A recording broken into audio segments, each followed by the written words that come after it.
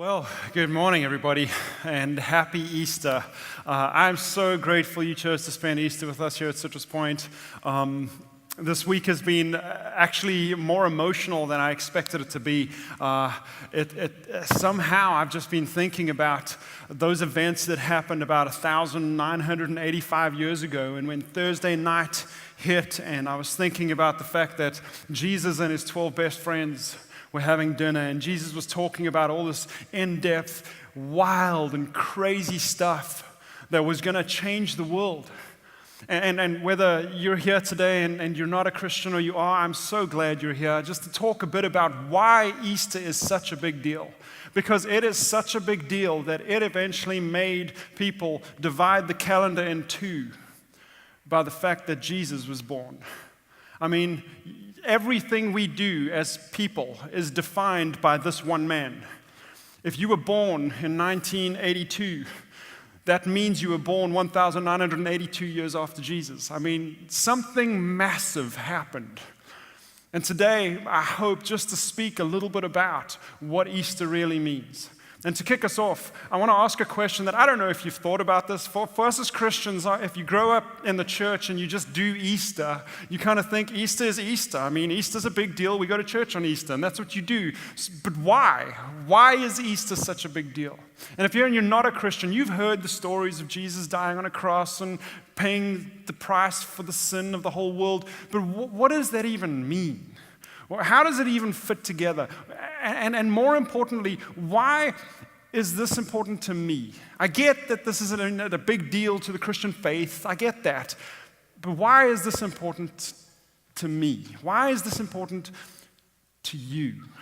And that's hopefully what I want to talk just a little bit about today as we dive in. To kick us off, I want to ask a question that I've thought about a bunch, and maybe you have, and if you have never thought about this, go on a bit of a journey with me and ask this question and see if we can answer this question. But if you have thought about this question, I think this is a really important question to ask because of the implications that it has, not for the Christian faith, but for you and for me. The question is this: why did Jesus have to die? I mean, why did he have to die? Our community group on Thursday night, we watched The Passion of the Christ. I don't know if you've seen that recently or before.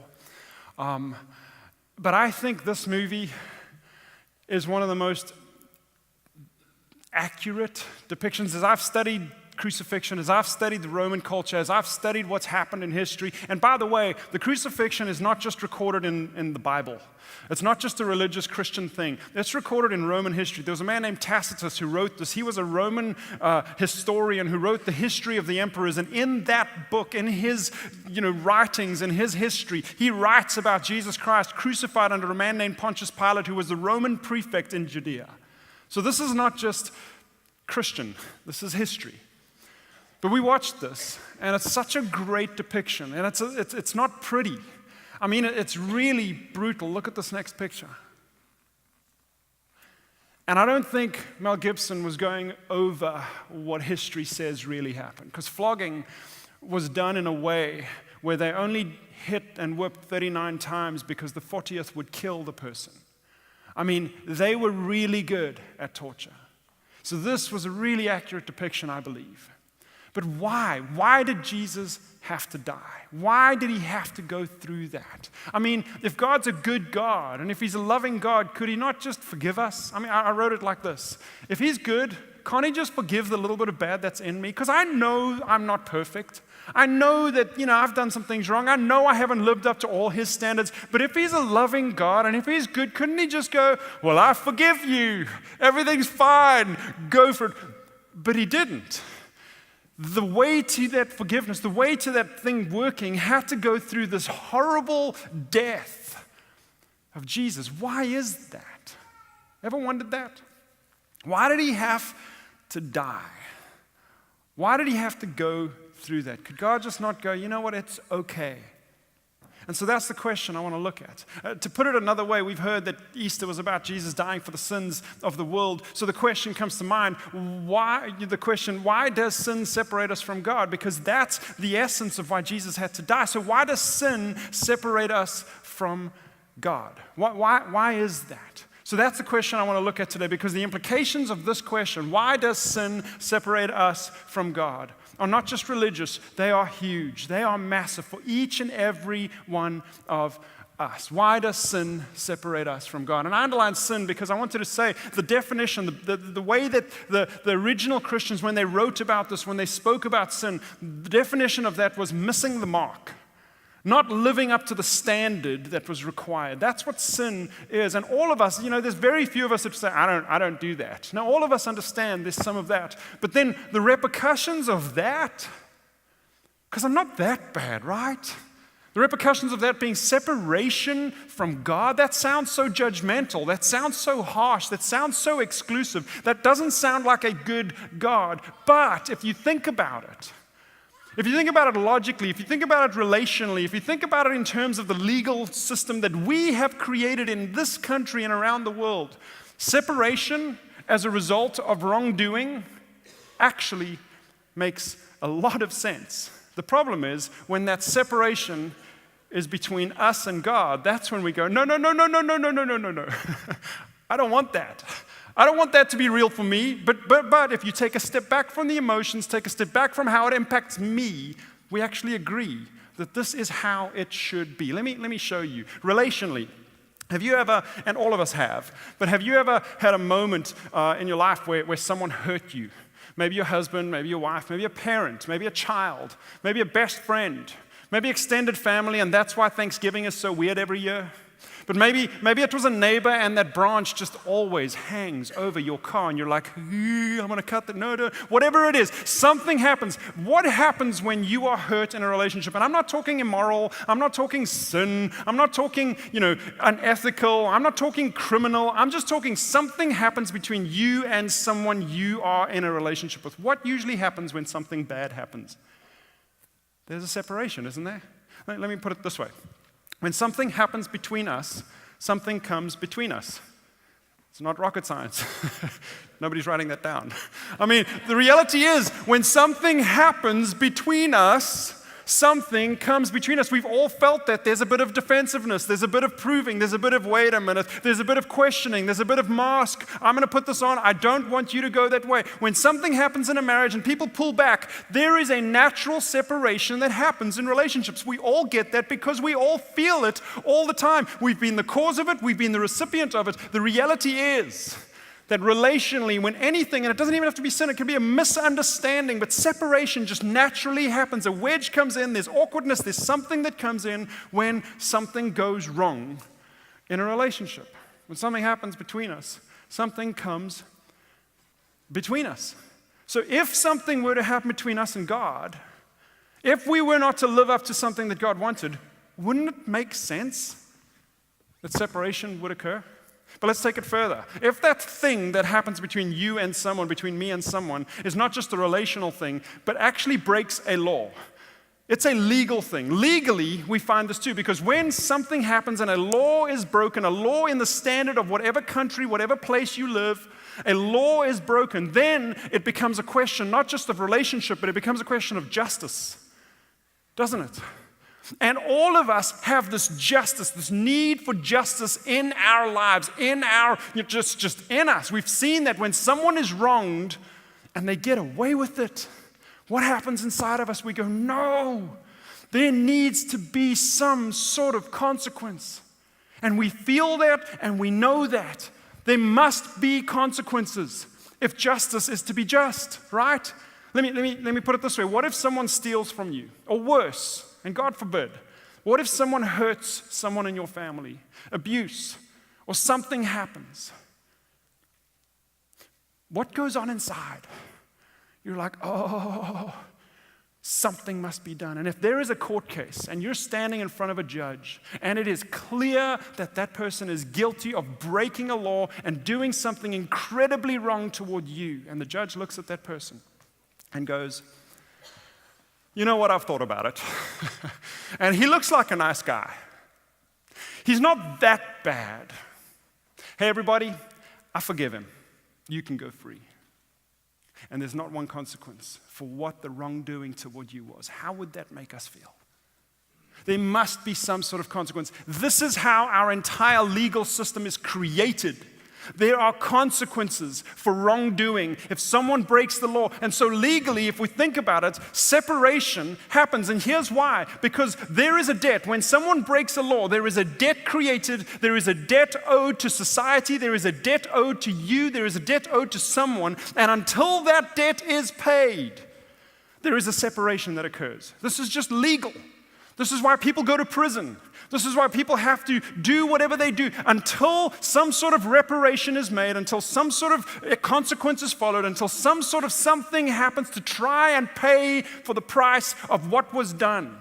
Separation is just a natural consequence. Our entire legal system is based on that. So, if we ask the question, why does sin separate us from God? If we think about it, take God out the picture, think about it with me. Isn't it true that relationally, if something goes wrong, there is separation? It just is normal, it's natural. Legally, that's normal and natural as well. Let's take the legal thing one step further, though. Have you ever thought about this? And I don't know why I do this, but I go down these rabbit holes as I'm preparing and studying for this stuff. One of the rabbit holes I went down was the legal system of Florida. Hey, it took a little bit of time, but I did find something really interesting.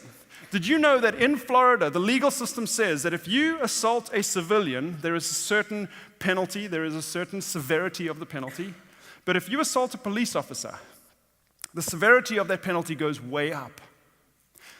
In other words, it matters who was wronged. Did you know that? That's true in Florida and many other states in the country. And it's true in our hearts that if you do something against the people trying to keep the law, and they say this in the law, they say it's because it's a crime against the justice system. So if it's just a person, there's a certain punishment. You take that a step up if it's a police officer, and then think about it. If you commit a crime against the country, if you commit a crime against the president, if you commit a crime against the king, if you assault the king, what is that known as?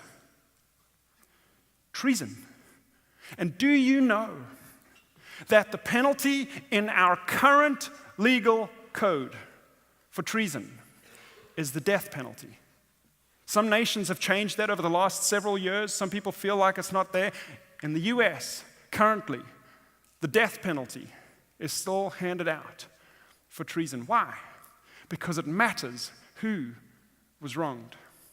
Now, you may be here today because someone invited you and it's Easter. I mean, you just go to church, even if it's just for the commercials for Super Bowl, you watch the Super Bowl. You come to Easter just for coming, maybe for lunch afterwards, and that's fine. We love that you're here. It's awesome. If you're not anywhere with, you don't know where you are with God, you're checking the whole thing out, you wouldn't really call yourself a Christian, and you're just trying to figure out, is God real or not? Go with me for a second. If God was real, if He is real, don't you think this then would matter? That if we commit a crime against a civilian, it carries a penalty. But if you commit a crime against a police officer, it's more severe. If you commit a crime against the leader of a country, the king, the president, it's more severe. What if we broke the law of God? What if that crime, that law breaking, was against God? Wouldn't that mean something more? So we understand, relationally, there is natural separation when wrongdoing happens. Legally, in the justice system, there is naturally separation when wrongdoing happens. But it's not just then. If you think about it spiritually, and even philosophically or logically, it makes sense that separation must occur when there's wrongdoing. Think about it in terms of God. If God is perfect, if He is perfect and we are imperfect, logically, philosophically, perfection can't mix with imperfection, right? What happens the minute you take imperfection and you try and put it in perfect? What happens to the perfect? Suddenly there's imperfection. It's no longer perfect. So perfect, which God is, cannot mix with imperfect, which we are. Holy, which God is, cannot mix with unholy. And I hate calling you unholy, but you get what I mean. We're just not that. We know that. We know our thoughts. We know who we are. We know that. We know we're imperfect. How does that? That doesn't mix. Light cannot mix with darkness. The minute light shines, darkness cannot be there. If there's any sense, and I don't like calling people dark, but we know that we hide things in the darkness of the behind that we don't want people to see. Our own motives, we question our own motives and our own intentions. There is a sense of darkness. inside of each of us. And darkness cannot mix with light. So separation makes sense, doesn't it? Relationally, in terms of the justice system, legally, spiritually, philosophically, it makes sense. But the problem is it doesn't make sense emotionally, does it? Because if suddenly that means that I'm separated from God, oh, that sounds judgmental, but before we judge God too harshly, we put that in our own law code. Paul, this fascinating and amazing person who lived right around the time Jesus lived, he was a Pharisee, and which made his story so fascinating because if you know the Easter story, the people primarily responsible for crucifying this innocent man, Jesus, were known as the Pharisees. They were the religious leaders. And Paul was a Pharisee. Now, we don't know if he was one of the people that was there doing that, but if he was a Pharisee, it was very, very likely that he was standing there when Pilate said to them, the prefect, the Roman governor of the area, and said, I don't want to crucify this man. He's innocent. There's nothing that he's done to deserve death. And the Pharisees said, crucify him. Crucify him. And they manipulated the situation, and they watched this innocent man die. Paul may have been there. And then 3 days later, there was this rumor around that this man had risen from the dead. He had risen from the dead, and Paul was like, no, we got to stop the stupid movements. And he did everything he could to crush this new thing that had started. And people were saying he's risen. People were saying we've seen him. And he was like, this is pathetic. I hate this. He hated Christians. He did everything he could to stop them. And then you know what happened? Jesus showed up, and Paul saw him. What do you do if you're one of the guys who kind of hated this and pushed it aside, and you see him and he talks to you? Whew. It changed him. It changed everything about him. And for the rest of his life, he obeyed what Jesus asked him to do, and that is to go and tell people about this. Go write this down. And he wrote stuff down that we're still reading today and has been included in Scripture, in the Bible, these letters that he wrote to the different people around the world. So Paul had this incredible understanding of how Christianity worked. He had spoken to Jesus, learned from Jesus, this incredible understanding of how it worked. He kind of summarizes this whole separation from God in a very blunt but very powerful way in a letter he wrote to the people who lived in Rome, some Christians who lived in Rome. And he says this: the wages or the consequences or the payment required for sin, the wages of sin is death. That's not something we want to hear. In and of ourselves, the wages of sin, missing the mark, the wages of imperfection, the wages of not living up to the standard of God. And who can do that? But the wages of not doing that is death. And again, before we judge God too harshly for how judgmental and how awful that sounds, think about our own legal system.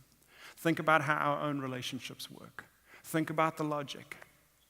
It has to make sense. Which means that every single one of us, in and of ourselves, sits in judgment, sits separated from, with something in between, with a debt owing to a holy God. That's what Christianity teaches. That's what Paul understood.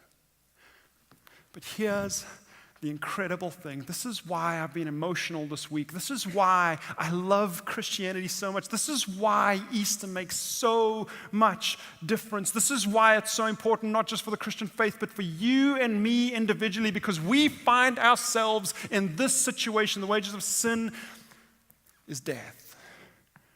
But the beautiful thing about this verse and the beautiful thing about Easter is this is not how the verse ended. There's another word. But the wages of sin is death, but the gift of God is eternal life in Christ Jesus our Lord. Why did Jesus have to die? Because the reality is that for God to be just, if God was not just, we would not trust him.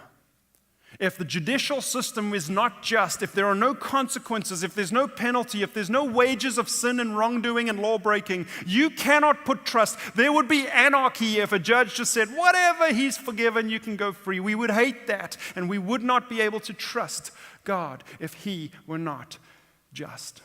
But the problem he had is that he loves the very people who were separated from him, and he said, I wanted to make a way for that to happen. And Easter creates that. But you know that it didn't start on Easter? God had made this plan, and for thousands, literally thousands of years before, in the history of Israel, God was showing little tastes, little pictures, little snippets of the plan that he had made, which he was making sure people understood. You can't fix this. You can't fix this because you find yourself in it. When you are imperfect, you stay imperfect. You can't fix that in and of yourself. So I'm going to show you, and he did this throughout history of Israel, I'm going to show you how something outside of you has the ability to change that, to pay the penalty, to take the wages of sin. And so he instituted all these different sacrifices known as the sacrificial system in the whole of the Israel's history. Different sacrifices, different things that happened. And he instituted these things like the Passover. Maybe you've heard of the Passover. That's what's being celebrated by Jews this weekend. He instituted that. He instituted several other things, but one of the ones that I want to look at today was something instituted in 1400 BC. I point that out because for 1400 years before Jesus, there was a picture pointing to Jesus. It's powerful if you understand that. For 1400 years, every single year, the Jews, Israel, would do this. It was known as Yom Kippur, or the Day of Atonement, or better understood as the day of reconciliation between man and God. There is a separation between man and God was showing Jewish people there is this thing that can happen that is able to bridge that gap, able to pay that price, able to pay that debt, able to fix that thing between us, and reconciliation can happen. And for 1400 years, they celebrated this. I want to tell you just a few details about the Yom Kippur, the Day of Atonement. There's a whole bunch of details. If you want to do more study, you can go look and read in Leviticus chapter 16. Leviticus is the book in the Bible that talks in the Old Testament, in the old law of Israel, of the Jews, that talks about the laws that they lived by, and it describes this whole thing, Leviticus chapter 16. But some details are that there were some animal sacrifice that was instituted to show that death was required for the payment of sin. But you are the one, I am the one that should pay that. And God said, wait, I want to show you that someone else could, something else could. And so they actually would get 2 goats. And they'd bring 1 goat, and the high priest of the nation would actually lay his hand on the head of that goat and symbolically transfer all of the sin for the past year of every single person in the nation onto the head of that goat.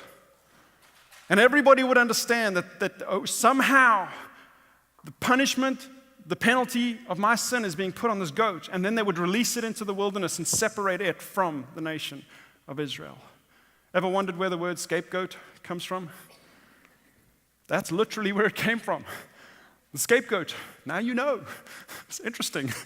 But they would put the sin on this goat and let it go. There was another goat as well, though.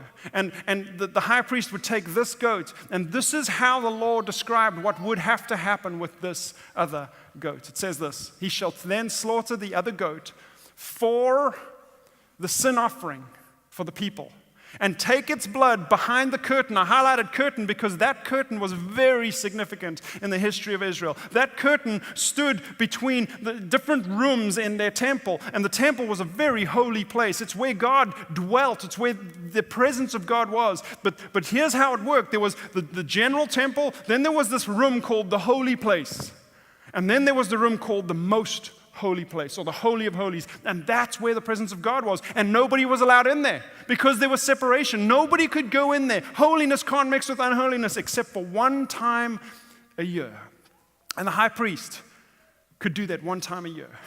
And in that time, he would actually have to make a sacrifice on his own behalf. He'd have to dress in all this religious garb, this religious clothing to make sure that it symbolized holiness, and he would have to sacrifice on his behalf, and then, only then, could he go behind the curtain, and he shall take the blood of this other goat and sprinkle it on the atonement cover and in front of it. And in this way, he will make atonement. He will pay the price for the sin of everyone. I love the word atonement because if you break it up, it means at one ment. Once again, you can be at one. Previously, it was separated. He will make atonement, pay the price for the most holy place because the uncleanness and rebellion of the Israelites. And I love this word. If you're here and you've thought God looks at your sin and says separation, please hear me right now. God is not surprised by your sin. God knows it's there. He understands more than you do. If you have messed up severely, if you have done the dumbest things to the closest people around you, if you have hurt people, if you have done stuff that totally shoved God aside, God's not going, oh my gosh, God put this in place for you and for me. And if you're a Christian and you know you're doing stuff to push God aside and you're doing stuff that you know doesn't fit, do you think God's surprised? Absolutely not. It's why he did this. Look at this word. Whatever. The Hebrew for that means whatever. Whatever their sins have been. Whatever. It's one of the best words in the Bible. He will make atonement for the most holy place because of the uncleanness and the rebellion. God's not surprised. He knows of the Israelites, whatever their sins have been. And so every year, for 1,400 years, every year, the high priest would get 2 goats, put the sins of the nation on one of these goats, and separate it from everybody, and slaughter the other one, and sprinkle the blood, because life was in the blood, and the wages of sin is death. Every year they would see this, going, this is the only way. But they felt the temporary nature of that. They felt like, oh my gosh, tomorrow it starts again. Tomorrow it starts again. And then one day, 1,400 years later, a man showed up named Jesus. And you know what the first public thing that was said about Jesus when he started his ministry was? It was said by John the Baptist, and this is what he said. The next day, John saw Jesus coming toward him. And look at what he said. Look. The Lamb of God who takes away the sin of the world. Not just the Jews, the sin of the world. What do you think that meant to these Jewish hearers? They went Yom Kippur, Passover, the sacrificial system. Oh my gosh, what is going on? What is he talking about? The Lamb of God which takes away the sin of the world. It meant so much to his hearers. And then Jesus went on and did all the things he did and said all the things he said. And people were going, he's talking like no one else has talked. And then he did these miracles and people were going, I don't believe in miracles. Miracles can't happen. Whoa, what was that? How do you explain what he just did? And eyewitnesses would go, this is different. No wonder there was this huge following because somehow things were happening. And then at the end of all of that, on one Thursday night, Jesus got his friends together. And he had what's become known as the Last Supper. And at that Last Supper, the day before he was going to go to the cross and be brutally killed, he gave his disciples a picture that has been something that we've used as Christians for centuries now to remember what Jesus did. At dinner, this is what happened. While they were eating, Jesus took bread. I've got some here. I want to bring it over here.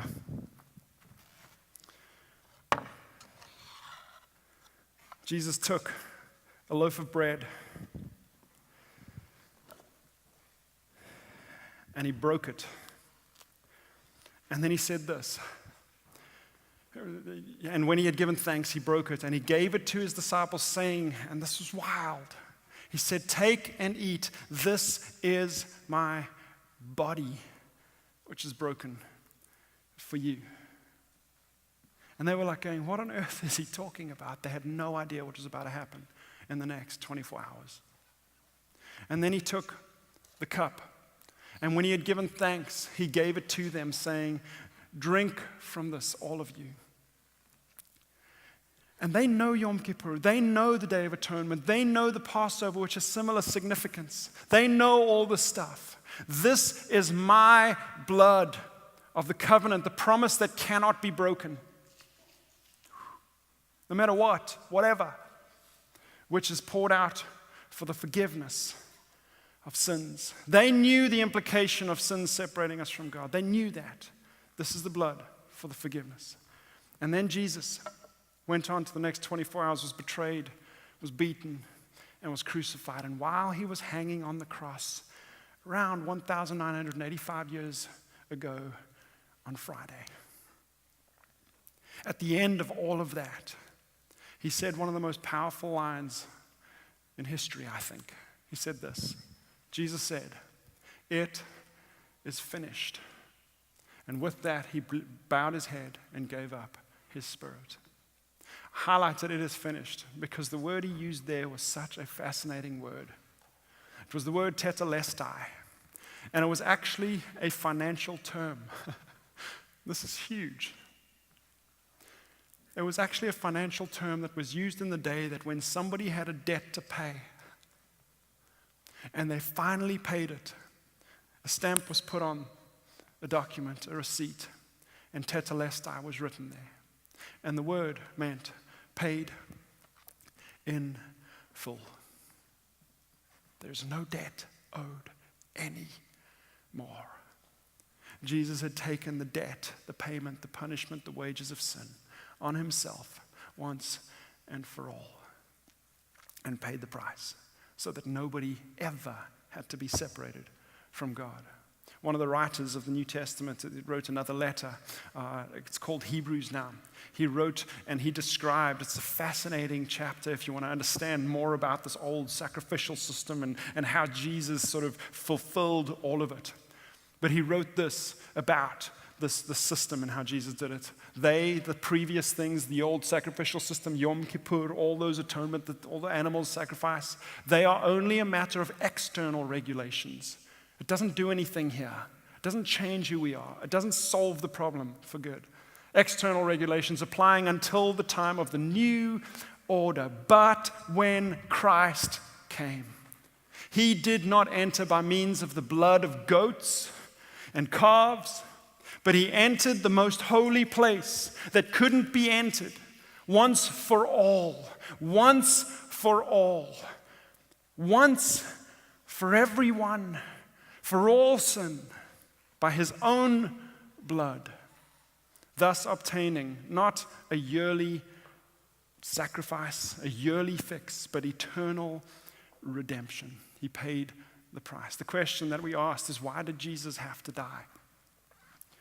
Why is Easter so important? Why did he have to die? Couldn't God just say, "I forgive you"? No, he couldn't. Because if God just went, "I forgive you," there wouldn't be justice. And we wouldn't be able to trust God. There'd just be mayhem. There'd just be carnage. We wouldn't be able to trust a God that just said, "Whatever."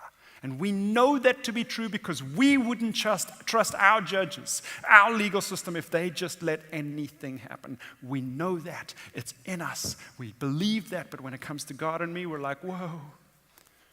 Why did Jesus have to die? Because he had to make a way to both pay the price and love and accept and fix the problem. Paul summarized that in his letter to the Romans so beautifully. I was thinking, how do I close this? How do I summarize it? And in his words, I couldn't do it better than what he does. He says this: there is no difference between Jew and Gentile. The Jews understood this very, very, very clearly. They understood they had a sin problem. But Paul says there's no difference between Jews and Gentile, non-Jews. That's all of us, unless you're Jewish. For all, there's no difference. Every one of us, all of us have sinned and fall short of the glory of God. We don't live up to that standard. And as such, we're under that separation. But Paul doesn't end there. He says, and all have fallen short. All of us are there. Every single one of us, me included, all of us, all have fallen short. But all are justified. You know what justified means? I love this word. It means I've been made just as if I'd never sinned. Just as if I'd never sinned. Just as if I'm perfect. Just as if there's no imperfection. Just as if I'd never sinned. All are justified freely by his grace. Through what? Through the redemption that came by Christ Jesus. God presented Christ as a sacrifice that he'd been pointing to for thousands of years of atonement so that we could be at one with him through the shedding of his blood. And here's why he did it. He did it to demonstrate his righteousness so as to be just.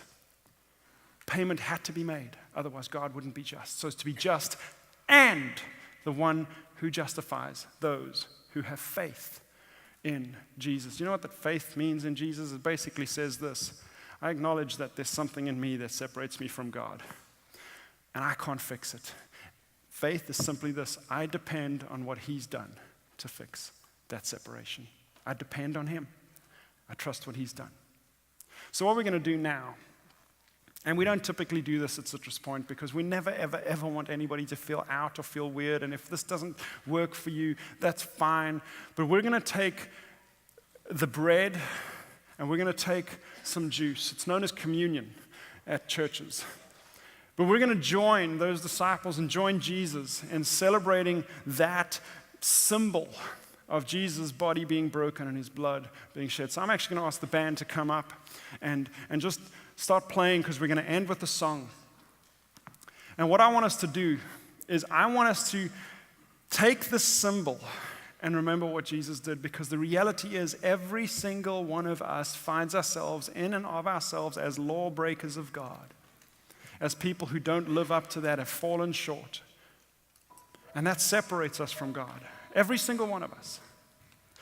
But he loved you too much and he loved me too much to leave it like that. And so he said, there is a debt that is owed, but I'm going to pay it so that I can be just and also be a justifier of those who trust in my payment. Here's what I want to say though. If you're a Christian, this is a fun moment. It's an awesome moment. You're remembering what he's done. It's an emotional moment because you can't do anything to be okay. And so many times we lean into relying on ourselves. That doesn't work. We don't have what it takes, but he does. So it's a fun moment if you're a Christian. If you're not a Christian, this may be a little awkward. So I want to free you to not be awkward. What I mean by that is this. If you want to pretend to believe so no one knows, you're very welcome. Okay? Here's why. Because I don't want you to feel weird. That's the last thing we want. And some places believe that you can't have this because it's a holy thing. And I believe it's a holy thing, but it's a symbol. And Jesus paid for sin. So if you feel like, no, I don't believe this stuff and I don't want to do it, you're very welcome to just partake as well. No worries at all. But if you just want to sit there and you feel awkward about it, that's fine as well. And listen, no one's going to judge you. No one's going to look weird at you. Please feel free. But I want to say one more thing to you. If you're not a Christian, and you've never really understood Easter and why Jesus had to die and how does that have implications for me, here's what I want to say to you. If you are hearing this going, wow, that makes sense, then I want to give you an opportunity to go, hey, I do believe that, because that is all it takes for your sin to be taken care of and for you to be reconciled with God and for you to become a Christian. So as you take communion, as you take the bread and drink the cup, just simply say this, going, God, I get that I am separated from you. I should be. My own logic says I should be. But you've paid the price. I can't fix it, but you have. And you know what? Today, I trust you. I don't trust me because I know I can't fix it, but today I trust you. So while you're taking that, you simply say those words to him. Pray that prayer. And I'm telling you, that's how God applies the payment for the debt on your behalf. See, here's what we're going to do. We're going to sing one verse of the song, Jesus Paid It All, and you can sit during that, and then I'm going to come up and I'm going to instruct you to go. There's 2 tables at the front here, and there's 2 tables at the back. If you're halfway kind of down, come to the front. If you're halfway back, go to the back, grab a cup, grab some bread, and then you're going to come back. But sit as we kick off this song.